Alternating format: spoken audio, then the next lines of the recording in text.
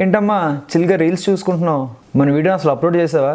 లేదురా బాబు, ఎడిటర్ చెప్తున్నాడు reel size పెద్దదైపోయిందంట. మనమే ఇంత కష్టపడుతున్నాము, యూట్యూబ్లో పెద్ద పెద్ద వీడియోస్ ఉంటాయి, మరి వాళ్ళంత కష్టపడుతున్నారు. వాళ్ళు కంప్రెస్ చేస్తారే. For example videos nothing but చాలా ఇమేజెస్ని ఒక స్పీడ్లో ప్లే చేయడం. సో వీడియో ఒక ఫండమెంటల్ యూనిట్ ఒక ఇమేజ్లో ఫండమెంటల్ యూనిట్ ఏంటి? ఒక పిక్సెల్. ఒక ఇమేజ్ ఉందనుకో, ఇమేజ్ స్టోర్ చేయాలంటే దీంట్లో ఉన్న ప్రతి పిక్సెల్ని మనం బైనరీ డేటా కింద కన్వర్ట్ చేస్తాం. సో ఇక్కడ నువ్వు అబ్జర్వ్ చేస్తే ఫర్ ఎగ్జాంపుల్ లెట్స్ సే ఈ ఇమేజ్ ఉందనుకో, ఈ ఇమేజ్లోని చాలా పిక్సెల్స్లోని ఒక్కటే కలర్ ఉంది.